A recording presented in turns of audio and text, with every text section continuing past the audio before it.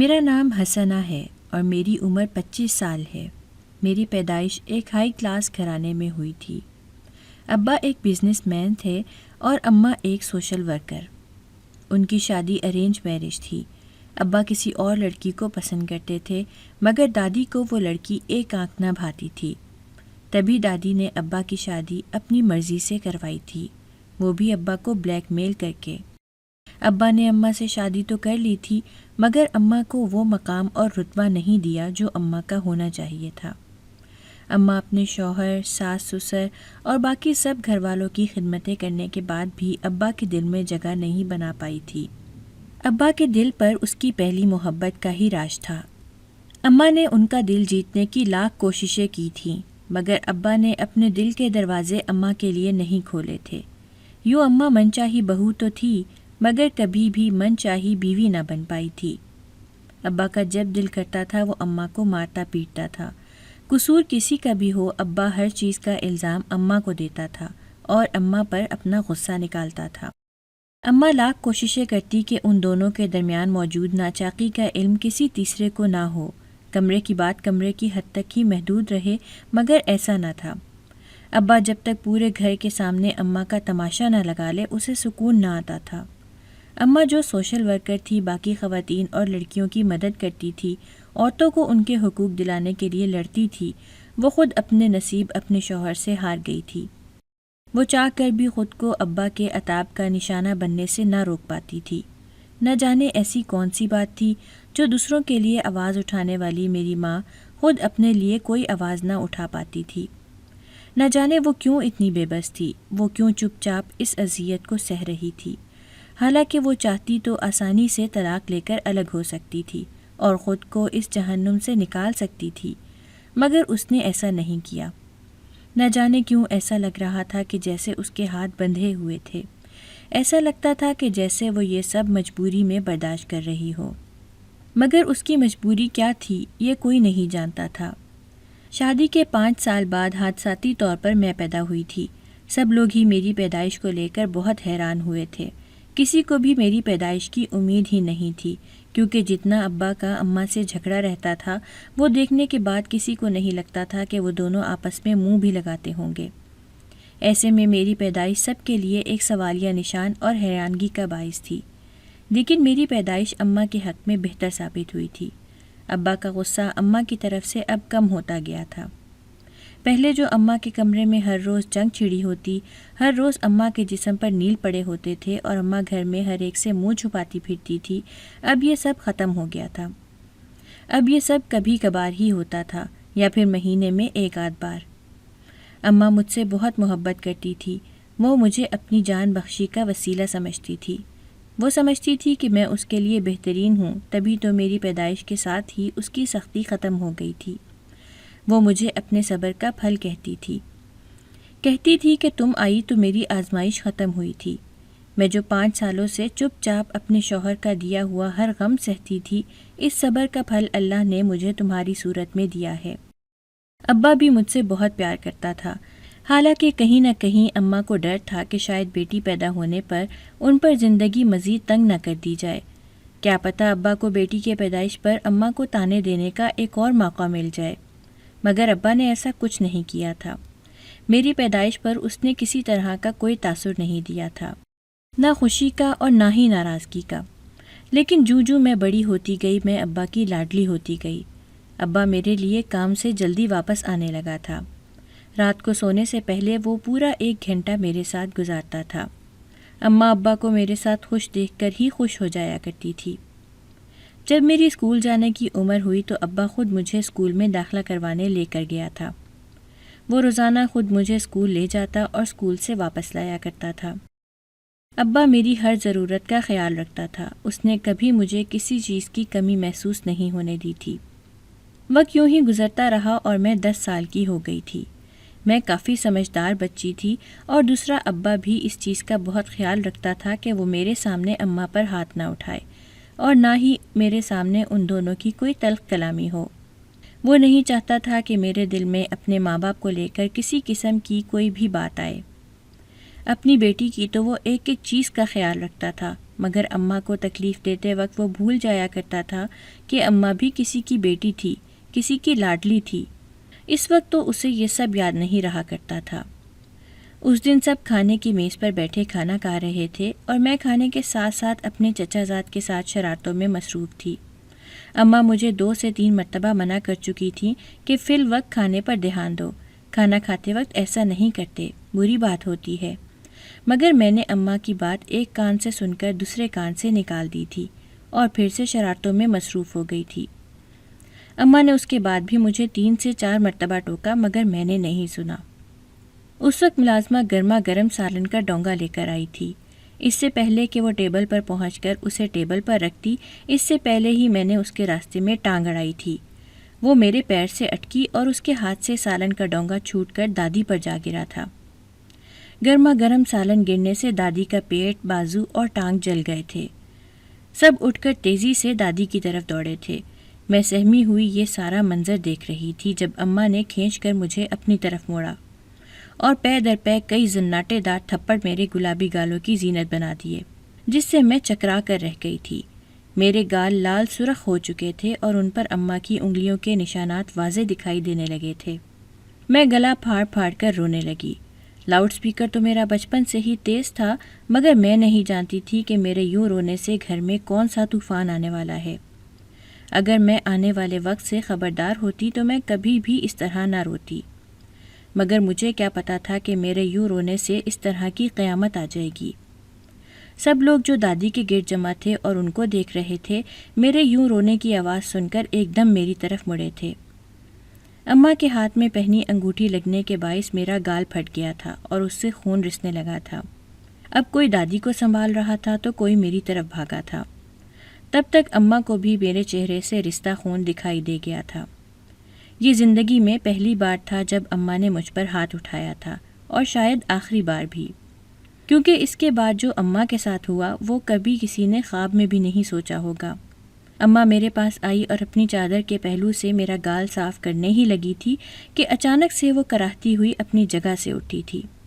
ابا نے اماں کو بالوں سے اٹھایا تھا اور پھر اماں کا چہرہ اپنی طرف موڑتے ہوئے کسی بھی چھوٹے بڑے کا لحاظ کیے بنا، کسی کی کوئی بات سنے بغیر اماں کو اسی طرح کھینچ کھینچ کر تھپڑ مارے تھے۔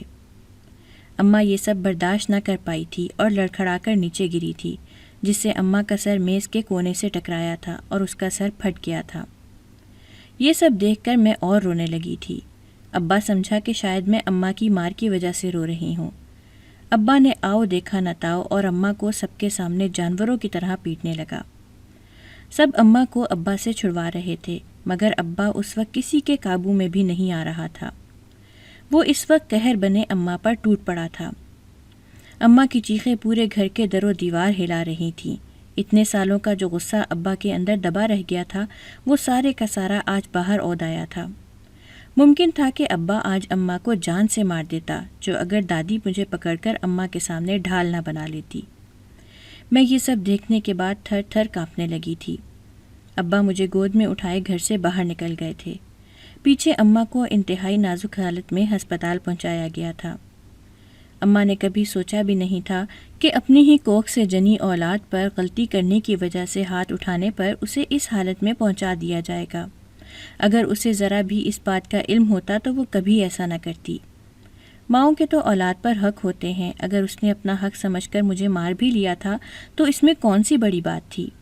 ساری دنیا کی مائیں اپنے بچوں کو ڈانٹتی مارتی ہیں۔ یہ سچ تھا کہ اماں نے مجھ پر حد سے زیادہ سختی دکھائی تھی، مگر میری غلطی بھی تو بڑی تھی۔ اماں نے مجھے کتنی بار روکا تھا مگر میں نہیں رکی تھی۔ ابا مجھے لے کر آدھی رات تک گھر سے باہر رہا تھا اور بیٹھا سگریٹ پر سگریٹ پھونکتا رہا تھا، اور میں بار بار اماں کی حالت کو یاد کرتے بے آواز رو رہی تھی، کیونکہ آواز سے رونے کا انجام میں دیکھ چکی تھی۔ ابا نے میرے چہرے پر ایک مرہم لے کر لگا دی تھی، مگر مجھے ابا سے بے حد ڈر لگ رہا تھا۔ مجھے ایسا لگ رہا تھا جیسے ابا ابھی اٹھے گا اور مجھے پٹخ پٹخ کر زمین پر مارے گا، جس طرح وہ اماں کو مار رہا تھا۔ گھر آ کر اس نے ملازمہ سے کہا کہ کھانا بنا کر کمرے میں لے آؤ۔ میں کمرے میں آتے ہی بستر میں دبک کر سسکنے لگی تھی۔ کھانا آنے پر ابا نے مجھے آواز دے کر اٹھایا تھا اور مجھے اپنے ہاتھ سے کھانا کھلایا تھا۔ میں ابا کے ڈر سے منہ سے ایک لفظ نکالے بنا کھانا کھا گئی تھی اور پھر سونے کے لیے لیٹ گئی تھی۔ لیٹنا تو ایک بہانہ تھا، میں بس ابا سے بچنا چاہتی تھی۔ ابھی کچھ ہی دیر گزری تھی کہ ابا کا موبائل بجنا شروع ہو گیا۔ ابا نے 2-3 مرتبہ کال کاٹ دی، مگر کال مسلسل آئی جا رہی تھی۔ آخر تنگ آ کر ابا نے کال اٹھا لی اور پھاڑ کھانے والے انداز میں بولے، کیا مصیبت ہے؟ کیوں چین نہیں ہے تمہیں؟ کیا موت پڑ گئی ہے؟ آگے سے جانے کیا کہا گیا تھا کیا نہیں۔ ابا ایک دم سے بستر سے اٹھ کر نیچے کھڑے ہو گئے تھے۔ کیا مطلب ہے تمہارا؟ کدھر چلی گئی ہے؟ اس کی حالت میں نے اس قابل تو نہیں چھوڑی تھی کہ وہ کچھ دن اپنی مرضی سے ہل بھی سکتی، لیکن اس کی ہمت کو تو سلام ہے بھئی، بڑی ہی کوئی ڈھیٹ ہڈی ثابت ہوئی ہے۔ خیر اچھا ہی ہوا، کافی سمجھدار ہے۔ وہ اب چاہے خود گئی ہے یا کوئی لے کر گیا ہے، اس سے کیا فرق پڑتا ہے؟ میری جان تو چھوٹی۔ ویسے بھی جو کچھ اس نے آج اس گھر میں کیا ہے، اس کے بعد اس کی اس گھر میں کوئی جگہ نہیں ہے۔ میں اسے کبھی اب اس گھر میں واپس نہیں آنے دیتا۔ ابا نے کہتے ساتھ سگریٹ سلگا لیا تھا۔ آگے سے پھر کچھ کہا گیا تھا جسے سنتے ہی ابا کو ایک دم سے غصہ آیا تھا۔ میں بالکل اپنے ہوش و حواس میں ہوں، میں نے جو کہنا تھا کہہ دیا۔ میری بلا سے جہاں مرضی جائے، میرا اس سے کوئی سروکار نہیں ہے، اور نہ ہی مجھے پاگل کتوں نے کاٹا ہے کہ آدھی رات کو اسے ڈھونڈتا پھروں، نہ ہی میرے پاس اتنا فالتو وقت ہے۔ تم لوگوں کو ڈھونڈنا ہے تو شوق سے ڈھونڈتے رہو۔ اتنا کہہ کر ابا نے کال کاٹ کر موبائل آف کر دیا تھا۔ اتنا تو میں سمجھ چکی تھی کہ یہ ساری بات میری ماں کے بارے میں ہو رہی ہے۔ تبھی میں نے ڈرتے ڈرتے ابا سے پوچھا کہ ابا، اماں کہاں گئی ہے؟ تو اس پر ابا کہنے لگے کہ وہ مر گئی ہے۔ بیٹا تیری ماں مر گئی ہے، دادی اور چاچو ہیں نا ادھر، وہ ادھر ہی تمہاری ماں کو دفنا کرائیں گے۔ میں جانتی تھی کہ ابا جھوٹ بول رہا تھا، لیکن میری ماں تھی کہاں؟ میں نے دل ہی دل میں اپنی ماں کے مل جانے کی دعا مانگی تھی۔ اگلے دن سب لوگ اداس چہرے لیے پھر رہے تھے۔ میں ساری طرف اپنی ماں کو ڈھونڈ چکی تھی، مگر میری ماں ہوتی تو مجھے ملتی نہ۔ دادی کا رو رو کر برا حال تھا، اس نے اپنی آنکھیں سجھا لی تھیں اور بی پی ہائی کر لیا تھا۔ چچا اماں کو ہر طرف ڈھونڈ رہے تھے۔ گھر میں ہر کوئی پریشان تھا، مگر ایک ابا تھا کہ جسے ان سب سے کوئی فرق ہی نہیں پڑ رہا تھا۔ وہ پرسکون تھا، بے حد پرسکون۔ اسے کوئی پرواہ نہیں تھی کہ اس کی بیوی 2 دن سے زخمی حالت میں ہسپتال سے لاپتہ ہوئی ہے۔ وہ تو بس اپنے آپ میں ہی مگن تھا۔ 2 دن، 4 دن، 6 دن اور پھر پورے 10 دن گزر گئے، مگر اماں کا کوئی پتہ نہیں چلا تھا۔ چچا اور پولیس اماں کو ڈھونڈنے میں ناکام ہو چکے تھے۔ پولیس نے تو اماں کو مردہ ڈکلیئر کر کے کیس ہی بند کر دیا تھا۔ ابا نے احتجاج کرنا چاہا تو پولیس نے کہا کہ جیسی آپ اس کی حالت بتا رہے ہو، اس حالت میں وہ ویسے بھی زیادہ دیر زندہ نہیں رہ سکتی تھی۔ ہو سکتا ہے اس نے بھاگنے کی کوشش کی ہو اور پھر کہیں گر کر مرا گئی ہو اور کسی نے لاوارث سمجھ کر دفنا دیا ہو۔ پولیس والا کسی بھی طرح دوبارہ کیس کھولنے کے لیے تیار نہ ہوا تھا۔ دادی جو اماں کے ملنے کی آس میں ہر نیا دن گزار رہی تھی، جب اس نے دیکھا کہ اب اماں کے ملنے کی کوئی آس نہیں رہی تو اس کو اس بات کا گہرا صدمہ لگا تھا۔ اس کو شدید ہارٹ اٹیک آیا تھا۔ مرنے سے پہلے اس نے ابا سے کہا کہ تو نے بہت غلط کیا ہے، وہ یہاں میرے بھروسے آئی تھی، میری وجہ سے وہ تیرا ہر ظلم، ہر زیادتی چپ چاپ برداشت کرتی رہی تھی، مگر تو نے کیا کیا؟ کبھی اسے انسان سمجھا ہی نہیں۔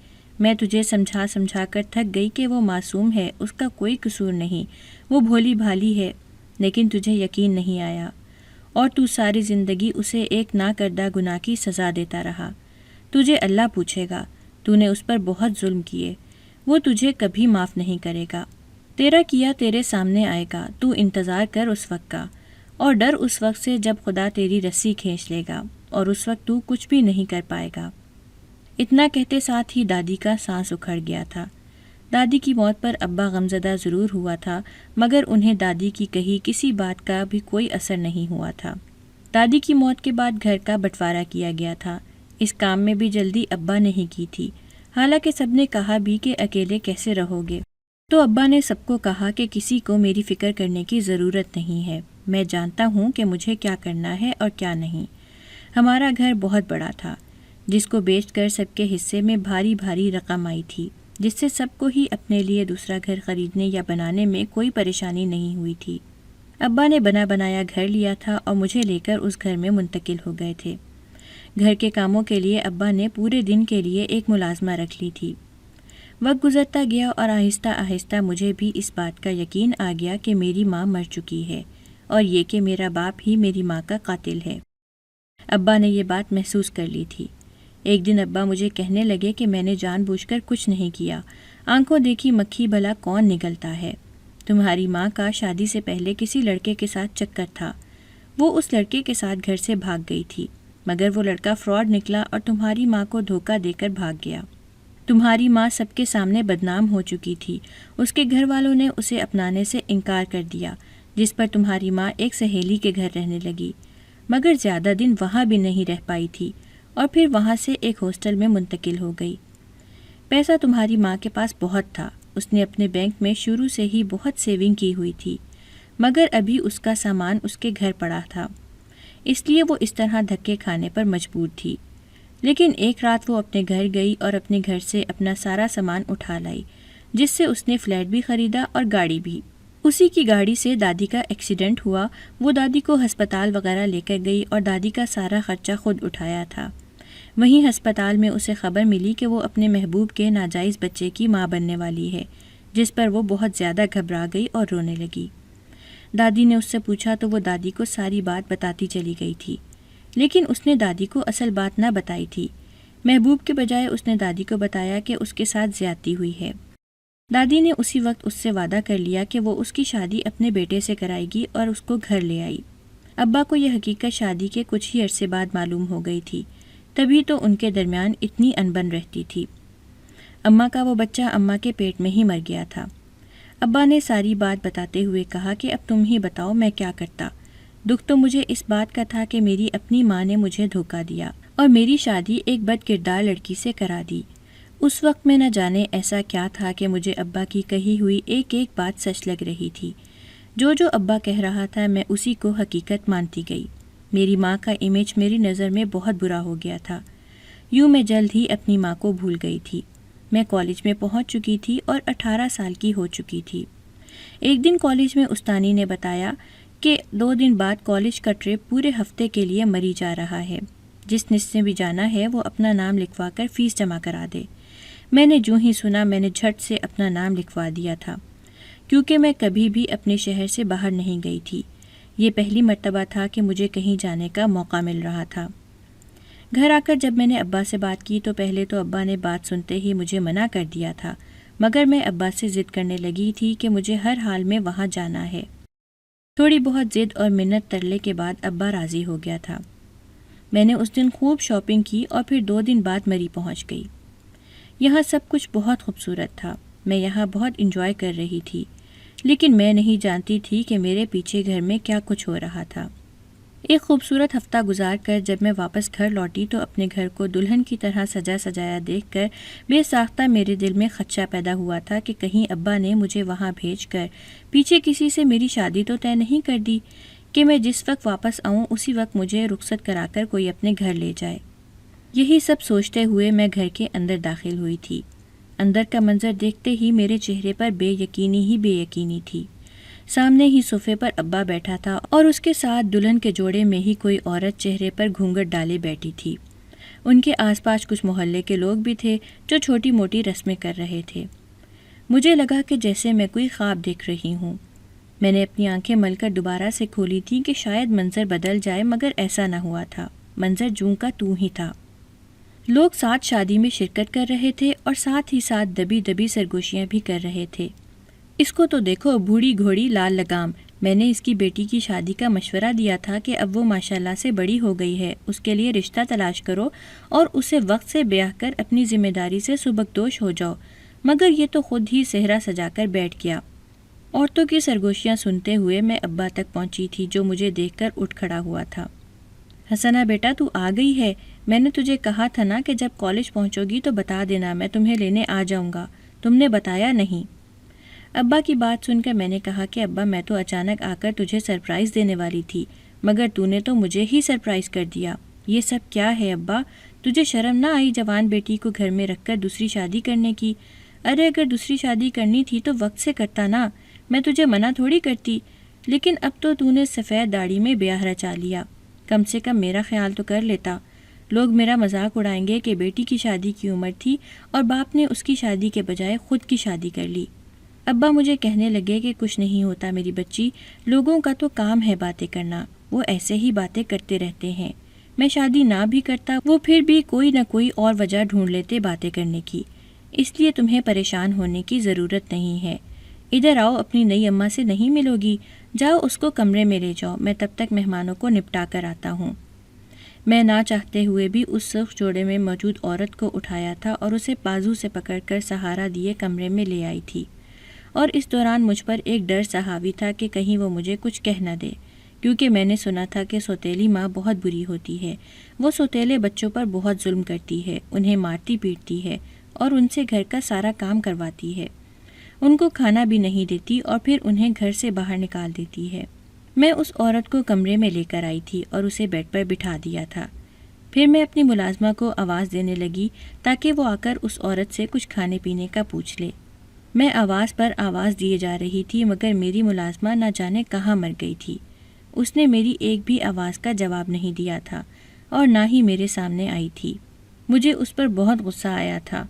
ہماری پرانی بوڑھی ملازمہ کی موت ہو گئی تھی، اس کے بعد ابا نے نئی ملازمہ تلاش کرنا شروع کر دی تھی، مگر اس مرتبہ انہیں کوئی ادھیڑ عمر ملازمہ نہ ملی تھی، اس لیے انہوں نے ایک 29-30 سالہ ملازمہ کو اپنے گھر پر رکھ لیا تھا، جو بہت خوبصورت تھی اور کام میں پھرتیلی تھی۔ اس کا یہ پھرتیلا پن مجھے بہت پسند آیا تھا، تبھی میں نے ابا سے کہا تھا کہ میں اسے ہی اپنی ملازمہ رکھوں گی۔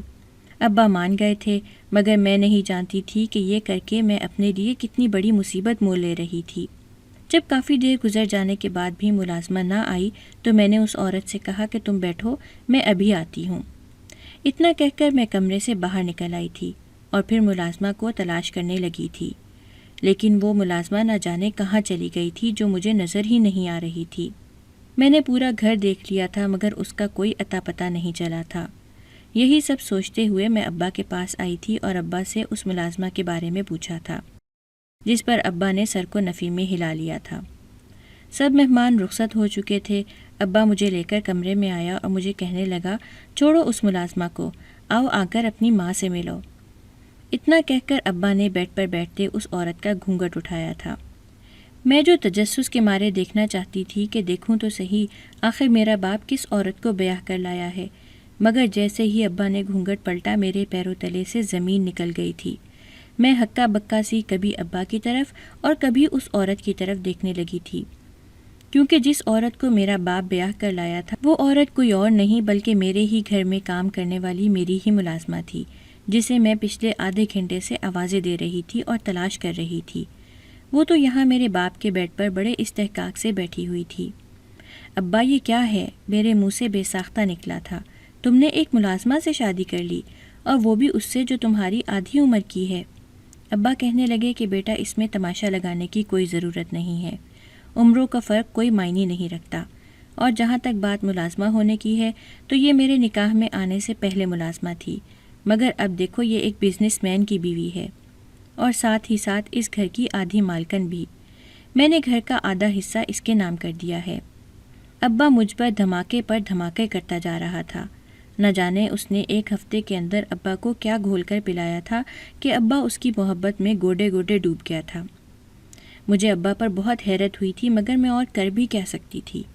میں نے اسے کچھ کہنے کے لیے منہ کھولا ہی تھا کہ جب ابا کہنے لگا، حسنہ اب سے یہ تمہاری ماں ہے، تم اس کی اتنی ہی عزت کرو گی جتنی میری کرتی ہو، تم اس کے ساتھ اچھا برتاؤ کرو گی، کبھی بھی اسے پچھلی زندگی کے تانے نہیں دو گی، اور اگر تمہیں اس سے کوئی شکایت ہوئی بھی تو تم آ کر مجھے بتاؤ گی۔ اب کے بعد مجھے تمہاری طرف سے کوئی شکایت نہ آئے کہ تم نے اپنی ماں کے ساتھ بدتمیزی کی ہے یا تم نے اپنی ماں کو کچھ الٹا سیدھا کہا ہے، ورنہ میں تمہارے ساتھ بہت برا پیش آؤں گا۔ ابا کے لہجے میں کچھ تو ایسا تھا کہ میری ریڑھ کی ہڈی میں سنسناہٹ پیدا ہو گئی تھی۔ میں چپ چاپ ابا کے کمرے سے نکل گئی اور آ کر اپنے کمرے میں بند ہو گئی۔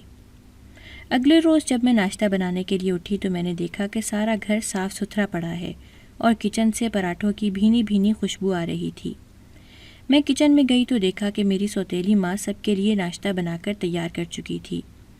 مجھے دیکھ کر وہ کہنے لگی کہ ناشتہ تیار ہو گیا ہے، ناشتہ کر لو۔ میں کچھ نہ بولی تھی اور چپ چاپ ناشتہ کر لیا تھا اور کالج چلی گئی تھی۔ واپسی پر بھی مجھے دن کا کھانا تیار ملا تھا اور رات کو بھی۔ میں حیرانگی سے اپنی سوتیلی ماں کے رویے کے بارے میں سوچ رہی تھی۔ میں نے سوچا کہ ہو سکتا ہے کہ وہ میری نظروں میں خود کو اچھا ثابت کرنے کے لیے میری خدمتیں کر رہی ہو۔ مگر ایسا کچھ نہیں تھا، وہ واقعی اچھی تھی اور میری بہت خدمتیں کرتی تھی۔ یوں ہی وقت گزرتا گیا۔ ابا کی شادی کو 6 مہینے گزر چکے تھے۔ ایک دن میں حسب معمول کالج سے آنے کے بعد کھانا کھا کر سو گئی تھی۔ میری آنکھ شام کے وقت سوتیلی ماں کے جگانے سے کھلی تھی۔ وہ چائے لے کر آئی تھی۔ میں چائے پینے لگی۔ تھوڑی ہی دیر کے بعد میری سوتیلی ماں نے میرے سامنے ایک کاغذ کیا۔ وہ بالکل کوڑا کاغذ تھا۔ اس نے مجھے کہا کہ میں اس پر ایک انگوٹھا لگا دوں۔ مجھے بڑی حیرت ہوئی تھی۔ میں نے اس سے پوچھا بھی، مگر وہ کہنے لگی کہ جب تمہاری شادی ہوگی تو اس کے بعد میں تمہاری نشانیاں سنبھال کر رکھوں گی۔ مجھے اس کی سوچ پر بے ساختہ ہنسی آئی تھی۔ وہ جو بھی تھی تو ملازمہ ہی، اس کی سوچ ابھی تک ویسی ہی تھی۔ میں نے اس کورے کاغذ پر انگوٹھا لگا دیا تھا۔ اب وہ ہر دوسرے تیسرے روز کورا کاغذ لے آتی تھی اور مجھ سے اس پر انگوٹھا لگوا لیتی تھی۔ میں اس کو بیوقوف سمجھ کر دل ہی دل میں اس پر ہنستی تھی، مگر میں نہیں جانتی تھی کہ وہ میرے ساتھ کتنی گیم کھیلنے والی تھی۔ یہ راز تو تب کھلا جب ایک دن ابا نے آ کر مجھے ڈانٹتے ہوئے جگایا تھا۔ ابا کی آنکھوں میں بے تحاشا طیش بھرا ہوا تھا۔ مجھے ایک دم ابا سے خوف محسوس ہوا تھا۔ یہ طیش تو ابا کو اس وقت آیا تھا جب ابا نے میری ماں کو مارا تھا، تو آج ایسا کیا ہوا تھا کہ ابا یوں آگ بگولا ہو گیا تھا؟ مجھے کچھ سمجھ نہیں آ رہی تھی۔ میں نے ابا سے پوچھا، ابا کیا ہوا ہے؟ تو اتنے غصے میں کیوں ہے؟ اس پر ابا کہنے لگے، بدبخت، یہ تو مجھ سے پوچھ رہی ہے کہ کیا ہوا ہے؟ میں تو اپنی آستین میں سانپ کو بٹھا کر دودھ پلاتا رہا تھا۔ میں بھول گیا تھا کہ تو اپنی ہی ماں کی بیٹی تھی۔ جیسی وہ تھی ویسا ہی اس کا خون بھی تھا، پھر یہ تو ہونا ہی تھا۔ مجھے اسی وقت تجھے تیری ماں کے ساتھ ہی مار کر دفن کر دینا چاہیے تھا۔ کم سے کم آج مجھے یہ دن تو نہ دیکھنا پڑتا۔ ابا مجھ پر برس رہا تھا، مگر مجھے میرا قصور نہ بتا رہا تھا۔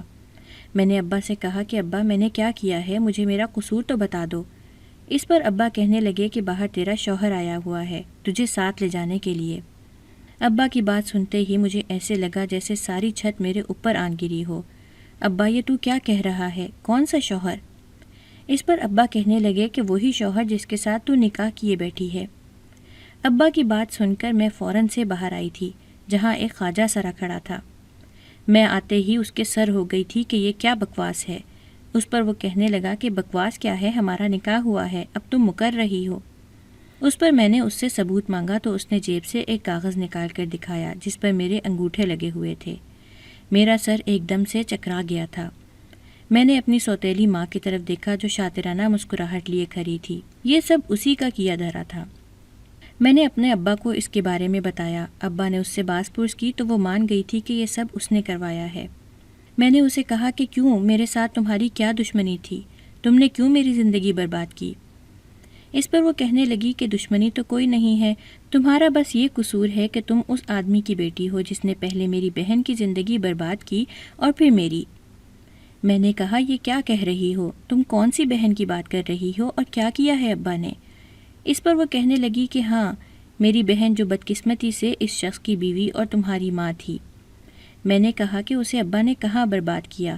ابا نے تو اسے بدنام ہونے سے بچایا تھا، وہ ایک بدکردار عورت تھی۔ اس پر اس کا ہاتھ اٹھا اور میرے گال کی زینت بن گیا۔ تجھے شرم نہیں آتی اپنی ماں کے لیے ایسے الفاظ استعمال کرتے ہوئے؟ وہ بدکردار نہیں تھی۔ ارے تو جانتی ہی کیا ہے اس کے بارے میں؟ اس کو جس نے بدکردار بنایا تھا وہ اور کوئی نہیں بلکہ یہی تیرا پاک باز باپ تھا، جو پہلے اسے محبت کا جھانسا دے کر اونچے اونچے خواب دکھاتا رہا اور پھر اس سے اپنی طلب پوری کرنے کے بعد اسے چھوڑ کر بھاگ گیا۔ اسی لیے تمہاری دادی نے اس کی شادی تمہارے ابا سے کرائی تھی، ورنہ کون ماں ہے جو اپنے بیٹے کے لیے بدکردار لڑکی کو پسند کرے؟ ابا بار بار آگے بڑھ کر اسے چپ کرانے کی کوشش کر رہے تھے، مگر وہ چپ نہیں ہو رہی تھی۔ اس نے کہا کہ میری ماں مری نہیں تھی، بلکہ اس شخص نے اس سے اپنا پیچھا چھڑانے کے لیے اسے کوٹھے پر بیچ دیا تھا، جہاں وہ 3 سال تک اذیت اور غلاظت بھری زندگی گزارتی رہی اور پھر پاگل ہو گئی۔